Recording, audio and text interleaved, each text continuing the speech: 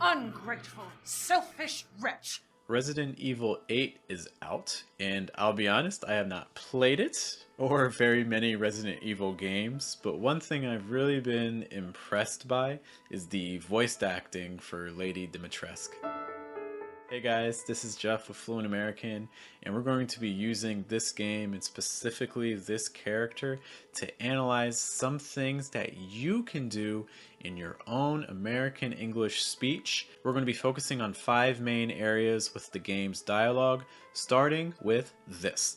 Shorter thought groups with more stresses. This is a way that you can immediately start to just convey more emotion, specifically if you're really excited, or in the case of the Lady Dimitrescu here, if you're very upset and angry.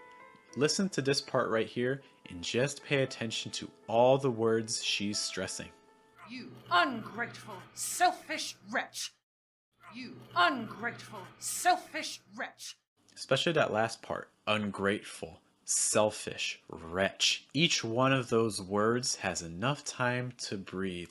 What I typically see with my students is there's almost this rush. There's this tendency to want to say everything quickly and to just keep moving. And that's what they often associate with fluency. But I think people would still assume that Lady Dimitrescu is a very fluent, natural sounding speaker. And she's doing the opposite. She's speaking so slowly. So this is something I really would encourage you to do. Try when you have a word or a series of words that you really want to emphasize, say each of them slowly, give them each time to receive stress and emphasis. Just by holding it longer and letting each word take up more space, it gets more emphasis and actually ends up sounding more natural. Don't forget to subscribe to the channel. Another strategy that you can do to convey more emotion and be more expressive in your speech is to try to use some repeated patterns.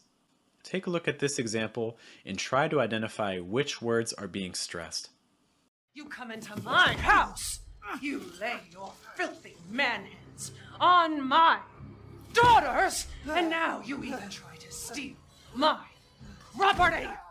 You come into my house. You lay your filthy man-hands on my daughters, and now you even try to steal my property. House, daughters, property. She's really emphasizing those nouns, and those are the words that are receiving emphasis. Notice that it's a repeated structure. My house, my daughters, my property.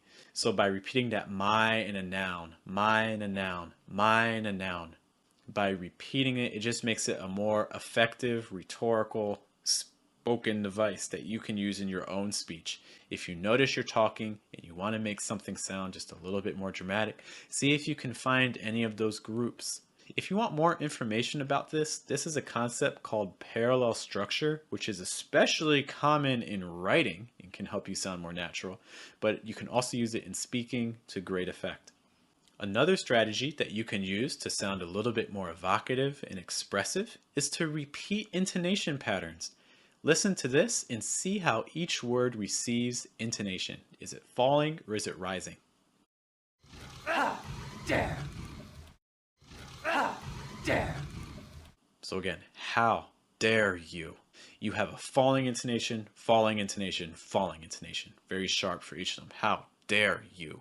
In a normal sentence, what tends to happen is you'll have a greater mix of rising and falling intonation. For instance, you may say, how, rising, dare you, something like that. But this is going to even have a falling intonation on the how and the other words too. How dare you? This can make your speech sound a little bit punchier, a little bit more forceful.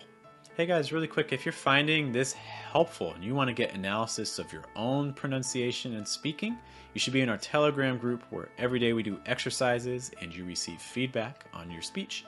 Find out more information at patreon.com/fluentamerican. Let's pay attention to stress again for our 4th concept. See if you can identify which words are being stressed here. Rest while you can. Rest while you can. Rest while you can. Heavy stress on rest, heavy stress on can.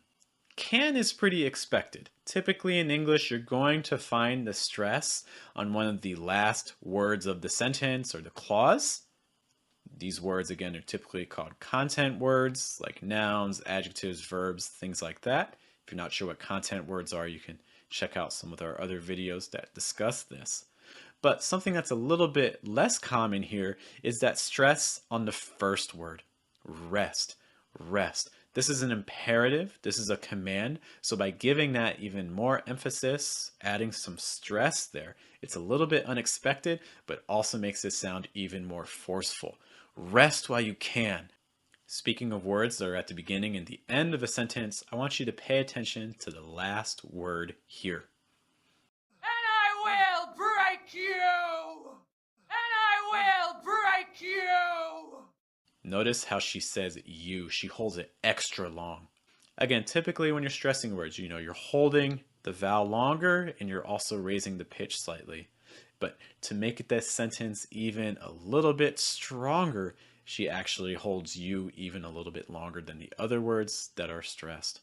In English, it's already common when you have a word that's stressed, you want to hold the vowel longer and you also want to raise the pitch. But I would say that what she does with you at the end of the sentence is she even holds it a little bit longer than usual, even though it's already a stressed word. I will break you. So we've talked a lot about stress in this video, but maybe you still feel like you have some doubts. You're still not sure which words are being stressed. Take this quiz that you can see in the video on the left, and that way you can start practicing stress even more.